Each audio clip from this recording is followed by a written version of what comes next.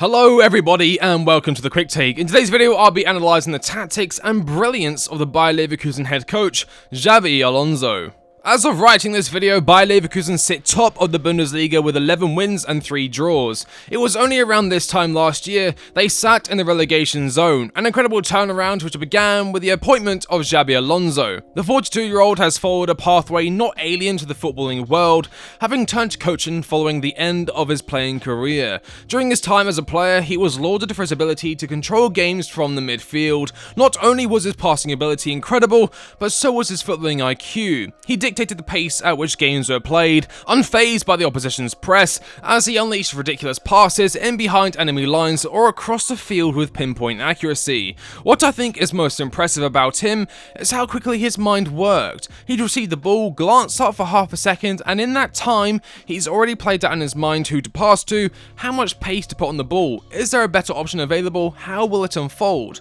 This next level approach is more than likely down to his early development at Real Sociedad, where at age 20 he was made captain, with the head coach designing specific training regimens for the Spanish midfielder to enhance his passing ability and ball control. I find it interesting that the majority of successful great players turned managers came from the defensive side of football compared to the attacking side. Pep Guardiola, defensive midfielder. Diego Simeone, midfielder. Thomas Tuchel, defender. Jurgen Klopp, originally a striker, became a right back. And, of course, Xabi Alonso, one of the greatest defensive midfielders of all time. I believe this is down to the roles inherited by defensive-minded players. Not only is it their job to intercept the opponent's play and provide a barrier between their goal and the other team's attackers, they are also tasked with directing the flow of the game, specifically ball-playing defensive midfielders. They have to understand momentum to the point where they can read it at a moment's notice, slow down the tempo of the game to regain control, not just in the midfield but across the pitch, and finally, find the correct pass to begin a successful attacking maneuver, directly linking the defense to the attack.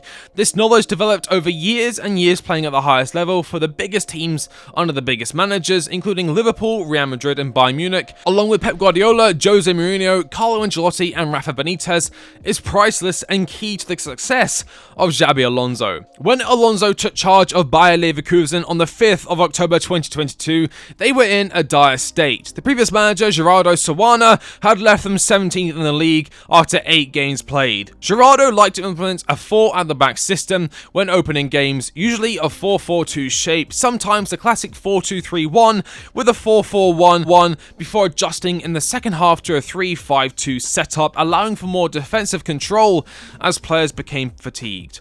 The downfall of Seoane came as a result of his poor decision making. By taking a look at his players' average positioning, you can see just how high his Bayer Leverkusen side were playing whilst failing to hold the 4-2-3-1 shape. This allowed for easy balls in behind an already disjointed defence, with goals following shortly after. Alonso quickly got to work with the struggling Leverkusen side, and in an attempt to introduce some defensive stability while still allowing for attacking flexibility, the Spaniard introduced the 3-4-3 formation in his debut match, a home affair against Schalke. The impact was immediate, with Leverkusen putting 4 past their opponents, keeping a compact shape in the midfield, reducing Schalke's ability to penetrate through the defence. Alonso's system allowed for complete domination over a number of relative metrics, including possession, total shots and big chances created. In one game he had transformed Leverkusen entirely. The next 6 games were rough for a team in heavy amounts of transition, picking up losses against Porto, Frankfurt and Leipzig, whilst drawing against Wolfsburg at home, Atletico Madrid away and Club Brugge in the Champions League. On paper it looks harsh, but when you begin to peel back the layers, you see Leverkusen were rather unlucky in these results. Take the Porto game for example. The average positioning shows how attacking Leverkusen were compared to Porto, shelled up in their own half, 65% possession with 17 shots to Porto's 5, yet it was Porto who netted 3 goals that night in Germany. Xabi Alonso's Leverkusen soon bounced back and picked up 10 wins in the next 13 games, with Moussa Diaby, Palacios and Robert Andrich, and of course Florian Wirtz all standing out as key players as the season progressed. By the end of the 22-23 campaign, Xabi Alonso and his team had climbed all the way from the relegation zone to 6th, cementing European football for the next season, but not before narrowly missing out on a place in the Europa League final, losing to Jose Mourinho's Roma 1-0 over 2 fixtures. The first game was rather close on paper, with both teams having numerous chances. However, it was Mourinho's men who scored the first and only goal. The second leg was highly one-sided to Xabi Alonso's Leverkusen, accumulating 72% possession, whilst firing 23 shots towards Roma's goal, with a singular off-target effort coming back their way. Just by looking at the average positioning, you can clearly see how Jose clinically parallel parked his bus between the goalposts for the full 90 minutes. Still, Xabi Alonso's philosophy, his approach to football, remained clear. We want to play modern football. That means intensity with and without the ball, being more active than passive, and with a strong mentality. The team has to know how we want to play. Dominant, intense, controlled, with a winning mentality, and that should be from the first kickoff until the final whistle. I will try to give the players clear instructions and ideas. In short, Alonso looked to control possession in each game and use his possession to mount attack after attack, not be passive to punish their opponent's weakness. Xabi Alonso's fantastic approach to football, along with his spectacular effort in returning Leverkusen to European football, was rewarded with signings of numerous players in the summer.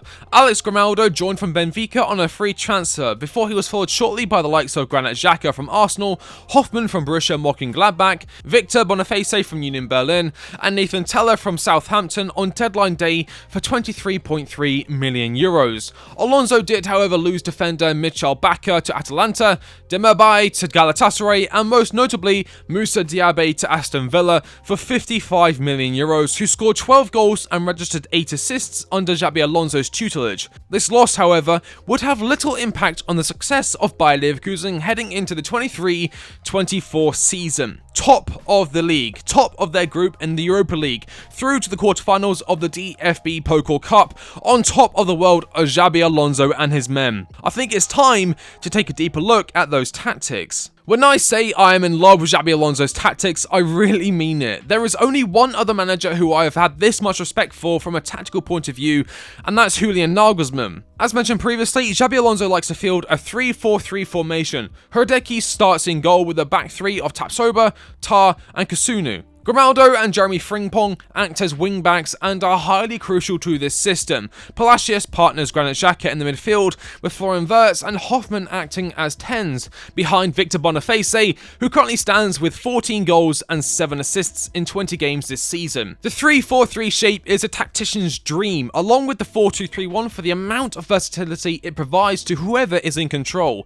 When attacking, the wing-backs can push higher up the field, providing width, stretching the opposition's defence, whilst the attacking 10s can operate in the half spaces, with the midfield 2 providing passing lanes for more control. When defending, the formation can transform into a 5-2-2-1 or a 5-4-1 depending on the circumstance, making it very difficult to break down defensively. To support this notion, Bayer Leverkusen, even with their highly attacking style of play, ranked first in the league for fewest goals conceded per 90 at 0.8.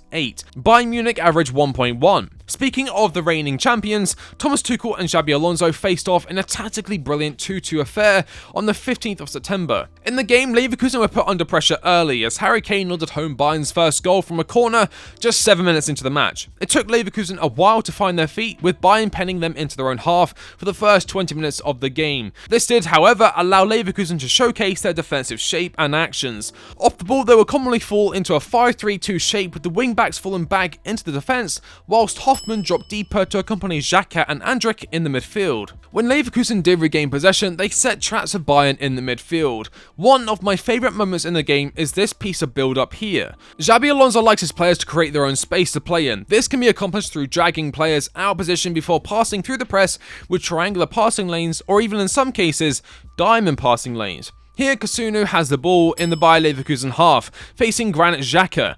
The defender is put under pressure by Gnabry, while Xhaka drags Leroy Sané with him towards Kusunu. Xhaka then checks his run as Sané continues his press against the defender. However, Andrich has also dropped into space to receive the pass. Andrich receives the ball and lays it off to Xhaka, who is unmarked and in acres of space. Xhaka plays it to Frimpong down the right, who plays Hoffmann through. Hoffmann crosses a dangerous ball into the box. However, no Leverkusen player is able to get on the end of it. Within 12 seconds of the trap being set in the midfield, Leverkusen nearly scored from a well-weighted cross against Bayern Munich. This attack has Xabi Alonso written all over it: calmness, one-touch passing, extremely direct, and genius. Although Alonso is a Spanish coach, he has taken on the traits of many of the best German managers with his effective gegenpress style of putting pressure on his opponents in their own half. When out of possession, the attacking trio along with the midfield partnership move up the field and hunt the ball like a pack of wolves. This season, Leverkusen ranked first in the league for possession won in the final third per match, averaging 7.2 per game. This can also no doubt be put down to the high line Xabi Alonso implements against his opponents. Only Bayern Munich average a higher possession stat than Bayer Leverkusen, although 61% is still highly respectable. Alonso is direct, attacking, and so the majority of this possession will be had in the opponent's half. It only makes sense that a large number of the Leverkusen side are also occupying said half and pressing heavily out of possession. When Leverkusen lose possession, the defenders act in a very aggressive manner, rushing out from their positions to try and intercept the ball and regain control of the game. This is both one of their biggest strengths and one of their biggest weaknesses. Rushing out of position in this manner can and has left them open to counterattacks, as the space it creates in behind can be exploited. Here we have two examples. The first is from Bayer Leverkusen's match against Paderborn. The ball is played to a man on the left-hand side of the Paderborn half before Frimpong initiates his press to close him down. The player plays the ball past Frimpong into the now open space for his teammate to collect the ball, free from Frimpong.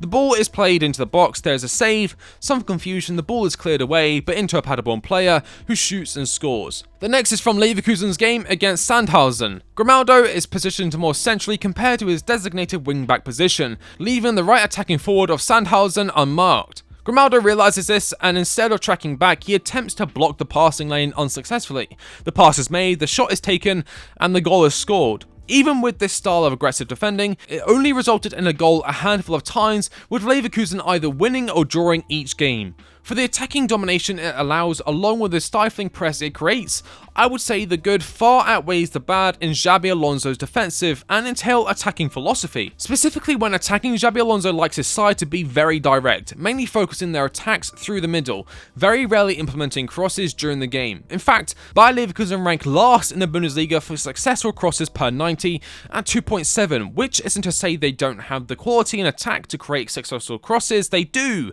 especially with Grimaldo and specifically Frimpong playing as high up the field as they do.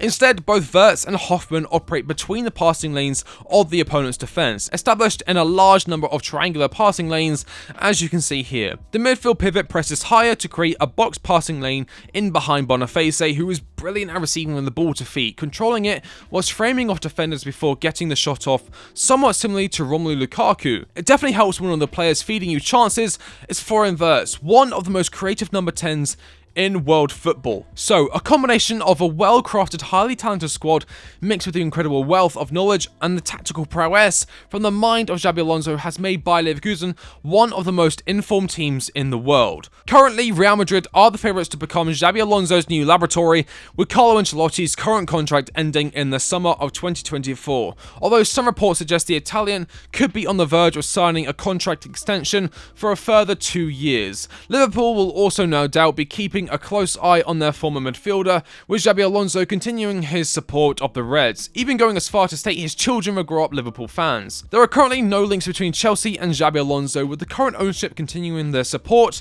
for Mauricio Pochettino. However, one would imagine if results continue to disappoint, conversations will likely be had regarding potential replacements. I would expect Xabi Alonso to continue coaching Bayer Leverkusen for the rest of the season. He is building something really special there, and I doubt he won't abandon his hard work when the chance of winning the Bundesliga and ending Bayern Munich's decade-long run of dominance is a possibility. And that is how Xabi Alonso is dominating the Bundesliga. If you liked the video, why not subscribe? What's the worst that can happen? I've been The Quick Take, and I will catch you on the next one. See you later.